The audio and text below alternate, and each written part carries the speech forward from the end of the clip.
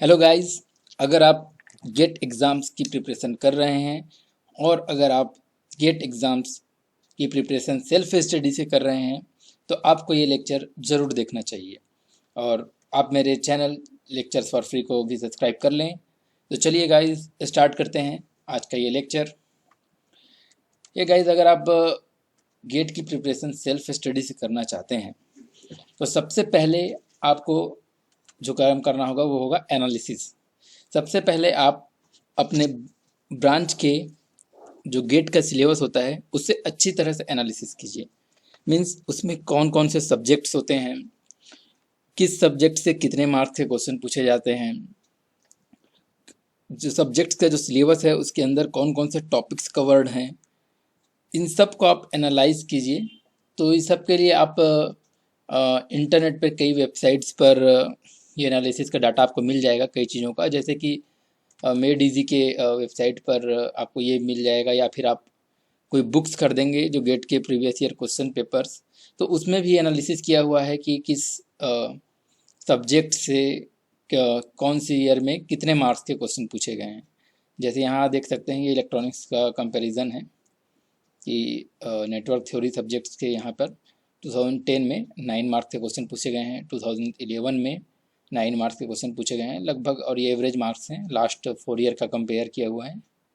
Okay, तो इससे आपको एक तरह से जो ज़्यादा इम्पोर्टेंट सब्जेक्ट्स हैं और ज़्यादा कम इम्पोर्टेंट सब्जेक्ट्स हैं उसका एक आइडिया हो जाएगा। जैसे देख सकते हैं कि यहाँ माइक्रो प्रोसेसर टॉपिक से केवल 1.5 मार्क्स का क्वेश्चन पूछा गया है। ओके, जबकि देख सकते हैं सबसे ज़्यादा मार्क्स इसमें एनालॉग इलेक्ट्रॉनिक सर्किट से पूछा गया है। तो ये बेसिकली आपको एक आइडिया दे देगा कि किस सब्जेक्ट्स का वेटेज कितना है। ठीक है, साथ ही साथ आप गेट के सिलेबस को अच्छे से एनालाइज कीजिए, क्योंकि आपको जो है गेट की डायरेक्टेड स्टडी करनी है। पूरे सब्जेक्ट्स की आपको डीप स्टडी पूरी नहीं करनी, केवल उसके जो गेट के सिलेबस में जो जो चीज़ें दी हुई हैं केवल उसी की स्टडी करनी है।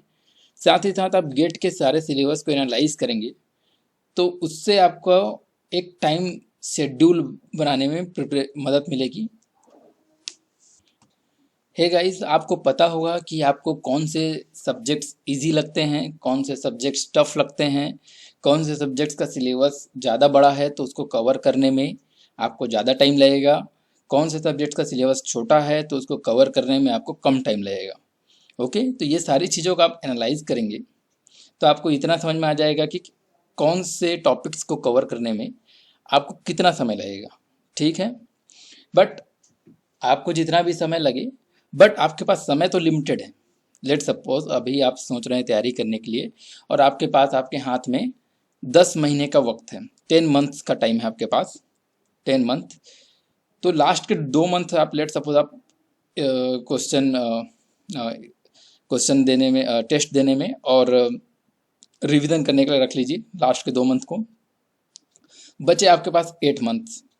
अब 8 मंथ्स में आपको सिलेबस के सारे सब्जेक्ट्स को कवर करना है, तो आप डिवाइड कर लीजिए एज पर द सब्जेक्ट्स कि आपको कौन से सब्जेक्ट्स के लिए ज़्यादा समय देना है, कौन से सब्जेक्ट्स के लिए कम समय देना है। लेट सपोज कोई एक सब्जेक्ट है, लेट सपोज नेटवर्क के लिए मैं दे रहा हूँ 2 वीक का समय, इलेक्ट्रॉनिक से डीसी के लिए दे रहा हूँ मैं 3 वीक का समय।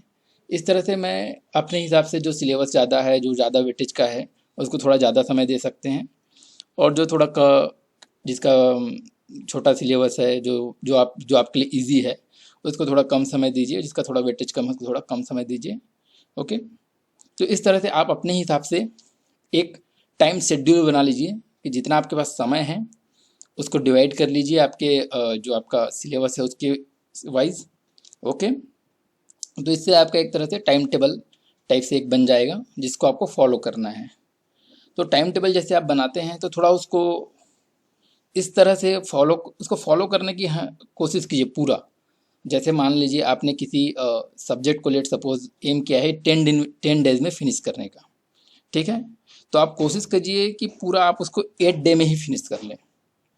8 डे में ही फिनिश करने का पूरा ट्राई कीजिए। ऐसा इसलिए कह रहा हूँ मैं आपको क्योंकि जनरली जब भी हम कोई टाइम टेबल बनाते हैं तो उसमें हम कुछ अनएक्सपेक्टेड ऐसा कुछ हो जाता है जिससे हम उसको कुछ फॉलो ना कर पाएँ, तो भी हम टाइम टेबल को फॉलो कर पाएँ, हमें ऐसा बनाना है। जैसे लेट सपोज अगर 10 डेज़ में आपने कोई सब्जेक्ट को फिनिश करने का सोचा है, अब बीच में किसी आपके बहुत ही क्लोज रिलेशनशिप में तुरंत किसी की शादी आ गई, आपको 1-2 दिन के लिए जाना पड़ा, तो आप ऐसा टाइम टेबल बनाइए जिसको आप फॉलो कर ही पाएँ। मतलब अगर 10 डेज़ का सोचा है तो आप ऐसा तैयारी कीजिए कि आपका वो 8 डे में ही कवर हो जाए।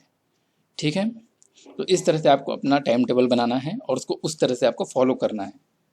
ठीक है, जब आपने ये दोनों कर लिया तब आप अपने स्टार्ट कीजिए सेल्फ स्टडी करना। ठीक है, तो सेल्फ स्टडी स्टार्ट करेंगे तो उसमें बेसिकली 4 चीज़ें आपको करनी पड़ेंगी। आपको सबसे पहले तो डायरेक्टेड स्टडी करना पड़ेगा। ठीक है, directed study means study as per the GATE syllabus and study as per GATE syllabus, GATE syllabus and GATE syllabus only. Okay, आपको बाहर के अदर चीज़ों में नहीं जाना है, पूरा डीप स्टडी एकदम नहीं करना है, आपको गेट की टारगेटेड स्टडी करनी है जिससे कि आप गेट के क्वेश्चंस को सॉल्व कर पाएँ अच्छे से। ठीक है, क्वेश्चन ओरिएंटेड आपको बनना है। ठीक है, आपको मतलब इस टॉपिक पे इसमें एकदम डीप स्टडी करके रिसर्च करने टाइप से नहीं पढ़ना है, आपको बेसिकली क्वेश्चंस ओरिएंटेड स्टडी करनी है। तो उसके लिए आपके पास कुछ चीज़ें होनी चाहिए, जैसे कि आपके पास होना चाहिए नोट्स। नोट्स मीन्स यहाँ पर मैं कह सकता हूँ आपके पास नोट्स कहने का सबसे पहले आपके पास होनी चाहिए रेफरेंस बुक्स, या फिर मैं कहूँ आपके पास स्टडी मटेरियल्स। तो ये इनका यूज़ करके आप क्या कर सकते हैं, खुद के नोट्स बना सकते हैं। ठीक है, या फिर आप कहीं किसी फ्रेंड से या फिर आपके सीनियर से अगर आप कुछ नोट्स जुगाड़े हैं, उनके कुछ फ़ोटो कॉपीज़ हैं आपके पास, तो आप उनको यूज़ करके आप टॉपिक्स की स्टडी कर सकते हैं। ठीक है, तो ये तो हो गई हमारी स्टडी की बात। ठीक है, आप टॉपिक्स को स्टडी कर रहे हैं, ये तो वो हो गया। ठीक है, बट गेट के एग्ज़ाम में स्टडी से भी ज़्यादा जो इम्पोर्टेंट है वो है आपका क्वेश्चंस की प्रैक्टिस करना। क्वेश्चंस को प्रैक्टिस करना बहुत ही ज़्यादा ज़रूरी है। ठीक है, तो गेट के क्वेश्चंस को प्रैक्टिस करने के लिए मैंने हमेशा से रिकमेंड किया है, इसमें भी रिकमेंड करूँगा कि 2 चीज़ें आपको देखनी बहुत ही ज़रूरी है। पहली चीज़ है आपका गेट के previous year question papers, previous year question papers. ठीक है, प्लस आईईएस के प्रीवियस ईयर क्वेश्चन पेपर्स। देखिए आईएएस के कहूँ मैं, आईएएस के ऑब्जेक्टिव वाले जो क्वेश्चंस होते हैं वो ना, ऑब्जेक्ट्स के आईएएस के ऑब्जेक्टिव वाले जो क्वेश्चंस होते हैं उनको आपको प्रैक्टिस करना है। ठीक है, वैसे तो आपको और भी प्रैक्टिस क्वेश्चंस मिल जाएंगे किसी अगर कोचिंग इंस्टीट्यूट का अगर आप स्टडी मटेरियल्स ले लेते हैं तो उसमें बहुत से क्वेश्चंस रहते हैं, बट शुरुआत आप इनसे कीजिए। गेट के जो प्रीवियस ईयर क्वेश्चन पेपर है उनको पूरा सॉल्व कर डालिए, और आईएएस के उसके टॉपिक के जो आईएएस के जो क्वेश्चंस हैं उसे सॉल्व कर डालिए। देखिए जो आईएएस के जो ऑब्जेक्टिव क्वेश्चंस होते हैं वो भी बहुत अच्छे स्टैंडर्ड के क्वेश्चंस होते हैं, और कई बार देखा गया है कि आईएएस के जो ऑब्जेक्टिव क्वेश्चन हैं वो क्वेश्चन या उस टाइप के क्वेश्चंस भी गेट में पूछे जाते हैं। तो आप इसको भी तैयारी करना आपके लिए बहुत ज़रूरी है, बहुत इंपॉर्टेंट है आईएएस के ऑब्जेक्टिव क्वेश्चंस को। ठीक है, अब आपने किसी एक टॉपिक को पकड़ा, उसकी आपने डायरेक्टेड स्टडी कर ली, उसकी आपने क्वेश्चन प्रैक्टिस कर ली, बट आप अपनी सही पोजीशंस का अंदाज़ा तब तक नहीं लगा सकेंगे जब तक आप किसी टेस्ट में अपीयर ना हो। टेस्ट में देना बहुत ही ज़रूरी है। टेस्ट देना बहुत ही ज़रूरी इसलिए है कि आपने स्टडी की क्वेश्चंस बनाए, आपको लग रहा है कि अब आप बना ले रहे हैं क्वेश्चंस, बट रियल में आप कहाँ बिलोंग करते हैं। पूरे आपके साथ साथ पूरे इंडिया के लोग, बहुत से लोग गेट की तैयारी कर रहे हैं, आपकी पोजीशन कहाँ पर है, आप उसको जानने के लिए मैं आपको रिकमेंड करूँगा कि आप एक टेस्ट सीरीज़ ज्वाइन कर लें। अगर आप सेल्फ स्टडी कर रहे हैं तो भी आप एटलीस्ट एक टेस्ट सीरीज़ ज्वाइन कर लें। टेस्ट सीरीज़ कई तरह के टेस्ट सीरीज़ आते हैं, मेडिजी की आती है, एस एकेडमी की आती है, और गेट फोरम की आती है, द गेट एकेडमी की आती है। तो मैं आपको ऐसा रिकमेंड करूँगा कि आप जो जिसमें सबसे ज़्यादा कैंडिडेट्स अपीयर हों, साथ ही साथ जिसमें थोड़ा स्कोप, जिसमें नंबर ऑफ क्वेश्चंस ज़्यादा हों, ऐसे टेस्ट सीरीज़ अटेंड कीजिए। तो आई थिंक सबसे ज़्यादा लोग अपीयर होते हैं मेड इजी और गेट मेड इजी की टेस्ट सीरीज़ में और एस एकेडमी की टेस्ट सीरीज़ में। और इनका जो ऑनलाइन जो टेस्ट सीरीज़ होता है वो बहुत ही सेम एज लाइक आपका गेट एग्ज़ाम होता है, उसमें वर्चुअल कैलकुलेटर होता है और जैसे गेट एग्ज़ाम में हम मार्क फॉर रिव्यू कर पाते हैं, सेम उसी टाइप का होता है। तो I think this two are the best. Okay, क्योंकि इसमें आपको सेम जैसा कि गेट एग्ज़ाम में होता है उसका रियल एक टाइम एक्सपीरियंस मिलेगा, आपको उसमें ऑनलाइन कैलकुलेटर मिलेगा। तो अदर भी और दूसरे लोग भी प्रोवाइड कराते हैं, बट इनका एडवांटेज ये है कि इसमें ज़्यादा कैंडिडेट्स अपीयर होते हैं, तो आपको अपनी रियल पोजीशन आप रियल कंपेयर कर पाएंगे।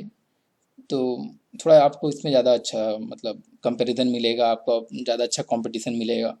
ठीक है, तो ये तो हो गया टेस्ट सीरीज़ के बाद में। और टेस्ट सीरीज़ में जब आप एग्ज़ाम दिलाते रहेंगे तो उसके समय एक इम्पॉर्टेंट टिप और है कि आप खुद का कैलकुलेटर लेके ना बैठें। आप जो टेस्ट देंगे उसमें आपका ऑनलाइन कैलकुलेटर रहेगा, आप उसी को यूज़ करें एग्ज़ाम देते वक्त, टेस्ट देते वक्त। क्योंकि आपको मेन गेट एग्ज़ाम में भी आपको कैलकुलेटर ले जाना अलाउड नहीं होगा। आपके जो टेस्ट देंगे उसी में आपका ऑनलाइन कैलकुलेटर इनबिल्ट रहेगा, उसी को आपको यूज़ करना है। तो आप उसकी प्रैक्टिस अच्छे से कर लीजिए इसके टेस्ट के थ्रू।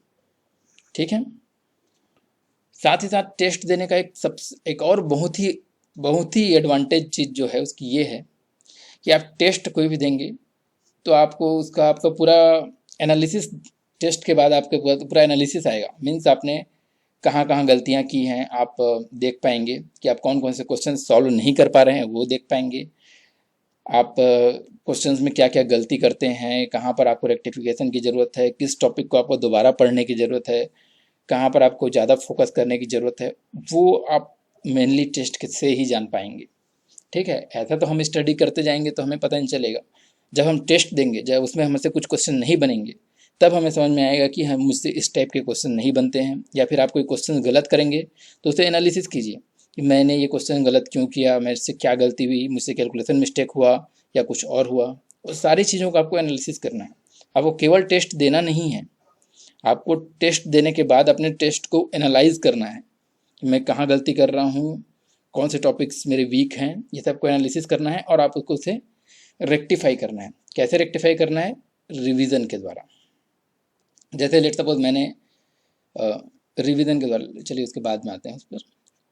तो जैसे आपने एक सब्जेक्ट पकड़ा नेटवर्क एनालिसिस, ठीक है, नेटवर्क एनालिसिस का आपने क्या किया, कुछ टॉपिक स्टडी किया, ठीक है, उसके बाद उसके क्वेश्चन प्रैक्टिस किए, उसके बाद उसके टेस्ट दिलाया, ठीक है। टेस्ट में हो सकता है आपसे सारे क्वेश्चन बन गए तो बहुत अच्छी बात है, कुछ क्वेश्चन नहीं बने, कुछ गलतियाँ की आपने, तो उसको आपने एनालाइज कीजिए कि क्या गलतियाँ हुई, क्या क्वेश्चन नहीं बने, और फिर उस टॉपिक का या फिर उस सब्जेक्ट का दोबारा रिवाइज कीजिए, उसको रिवीजन कीजिए। और इस समय रिवीजन करते वक्त उन सारी चीज़ों को फोकस कीजिए जहाँ जहाँ पर आपने गलतियाँ की हैं टेस्ट में, जहाँ जहाँ जो आपका वीक पॉइंट है टेस्ट में, आपको पता चल जाएगा टेस्ट से कि आपके वीक पॉइंट्स क्या हैं, आप कहाँ पे गलतियाँ कर रहे हैं। तो उन सब चीज़ों को फोकस करते हुए आप उस सब्जेक्ट का रिवीजन कीजिए।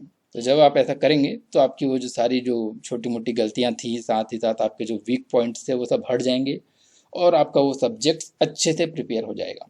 ठीक है, तो ऐसा एक एक सब्जेक्ट्स को पकड़ना है, उसकी डायरेक्टेड स्टडी करनी है, उसके पर्टिकुलर टॉप। देखिए, ये जो टेस्ट सीरीज़ होता है, इस टेस्ट सीरीज़ में 3 तरह के टेस्ट होते हैं। पहला होता है टॉपिक वाइज टेस्ट, ठीक है, टॉपिक वाइज टेस्ट होता है।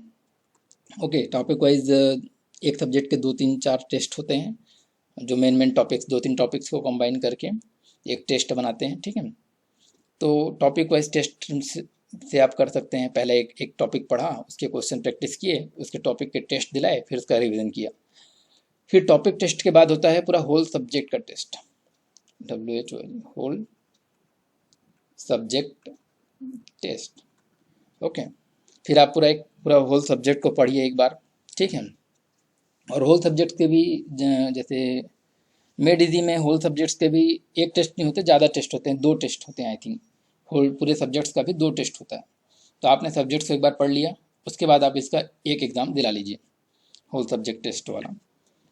और उसके बाद आपको कुछ क्वेश्चन नहीं बन रहे हैं तो फिर से रिवाइज कीजिए और उन टॉपिक पर फोकस कीजिए, ठीक है। तो एक टेस्ट आप इस वक्त दिला लीजिए, ठीक है। फिर दूसरा टेस्ट अभी थोड़ा छोड़ दे रही है। दूसरा टेस्ट एक काम कीजिए, जैसे आपका एक सब्जेक्ट फिनिश हो गया, अब आप किसी दूसरा सब्जेक्ट को उठाते हैं और दूसरा सब्जेक्ट की स्टडी करते हैं, फिर उसमें ये सब स्टडी करते हैं, ये सब स्टडी करते हैं। दूसरा सब्जेक्ट कंप्लीट कर लिया आपने, फिर एक बार क्या कीजिए, आप फिर से एक बार इस सब्जेक्ट को रिवीजन कीजिए, शॉर्ट रिवीजन, मतलब एकदम जल्दी रिवीजन करना है, ज़्यादा समय नहीं लेना है। जल्दी से इसे रिवाइज कीजिए पुराने सब्जेक्ट को, और फिर इसमें जो इसका होल सब्जेक्ट टेस्ट का एक दूसरा टेस्ट जो बचा है उसे दे लीजिए, उसे दीजिए और फिर उसको फिर से देख लीजिए कहाँ गलतियाँ हो रही हैं, ठीक है। तो इस तरह से आपका क्या होगा, कोई भी सब्जेक्ट्स एक बार पढ़ के आप उसको छोड़ नहीं देना है, एक बार पढ़ के आपको छोड़ना नहीं है। एक सब्जेक्ट तैयारी किया, आगे बढ़े, दूसरा सब्जेक्ट पढ़ा, बट दूसरा सब्जेक्ट से आगे तीसरा सब्जेक्ट पढ़ने से पहले एक बार क्या कीजिए, पिछले सब्जेक्ट को एक बार रिवाइज कर लीजिए जल्दी से, ठीक है। फिर तीसरा सब्जेक्ट छोड़ के चौथा सब्जेक्ट आगे बढ़े, तो चौथा सब्जेक्ट आगे बढ़ने से पहले पिछला सब्जेक्ट को एक बार और रिवाइज कर लीजिए। तो इस तरह से आपका रिवीजन कंटिन्यूअस होते रहना चाहिए। रिवीजन बहुत इंपॉर्टेंट है दोस्तों, क्योंकि आपके पास अगर लेट सपोज 8 मंथ 10 मंथ हैं, तो आपने अभी इस मंथ जो पढ़ा है उसे तो आप पूरी तरह से भूल जाएंगे कुछ दिनों बाद, अगर आप रिवाइज न करते रहें तो उसे आप पूरी तरह से मतलब भूल जाएंगे आज से 6 महीने बाद या 8 महीने बाद। तो रिवीजन करना बहुत ज़रूरी है। अगर आप एक सब्जेक्ट तो पढ़ लेते हैं तो कोशिश कीजिए कि जब दूसरा सब्जेक्ट कंप्लीट हो तो इसका एक बार फिर से रिवाइज हो जाए। तो उस हिसाब से आप शेड्यूल बनाइए। जैसे सब्जेक्ट्स का एक टॉपिक वाइज मैं लूँ तो लेट सपोज मेरे पास लेट सपोज एक वीक है, तो एक वीक को मैं ऐसे डिवाइड कर सकता हूँ, जैसे मंडे टू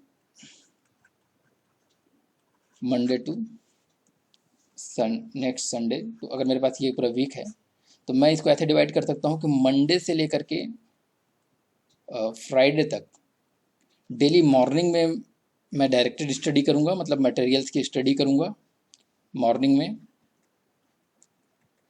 ओके। और इवनिंग में मैं क्या करूँगा, इवनिंग में उस टॉपिक के मैं क्वेश्चंस प्रैक्टिस करूँगा। तो ऐसे मैं क्या करूँगा, मंडे से फ्राइडे तक सुबह स्टडी किए, शाम को उसके क्वेश्चन बनाए। मतलब दोपहर में क्या करेंगे, दोपहर में अगर मैं मान रहा हूँ कि आप कॉलेज जाते होंगे, ठीक है, कॉलेज जाते होंगे अगर दोपहर में, तो दोपहर में कॉलेज जाइए, ठीक है, और इवनिंग में इसके क्वेश्चन बनाएं, ठीक है।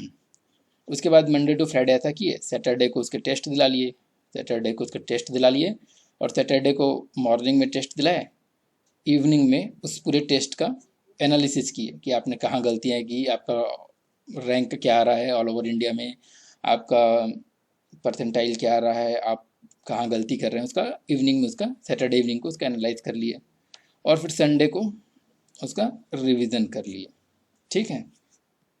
इसका रिवीजन किए, साथ ही साथ अगर आपने पीछे कोई सब्जेक्ट पढ़ा है पहले तो उसका भी रिवीजन कर लिए, ओके। तो इस तरह से आपको जो सूट करे आपके टाइम के हिसाब से, आपके कॉलेज टाइमिंग के हिसाब से, उस तरह से एक रूटीन बना लीजिए, ठीक है, और उसको फॉलो कीजिए, तो आपको ज़रूर सफलता मिलेगी। थैंक यू गाइस, और मेरा यूट्यूब चैनल को सब्सक्राइब कर लीजिए। आप मेरे जो फेसबुक पेज को भी लाइक कर सकते हैं, और हमें ट्विटर पर भी फॉलो कर सकते हैं, वहाँ पर भी आपको मेरे लेक्चर्स और वीडियोज़ के अपडेट मिलते रहेंगे। और अगर आपके पास कोई सजेशन, क्वेश्चन या क्वेरी है तो आप मुझे कमेंट बॉक्स में लिख के बता सकते हैं। और मेरे वीडियोज़ को अगर आपको पसंद आए हों तो आप इसे लाइक कर लीजिए और दूसरों के साथ भी ज़रूर शेयर करें। Thank you guys.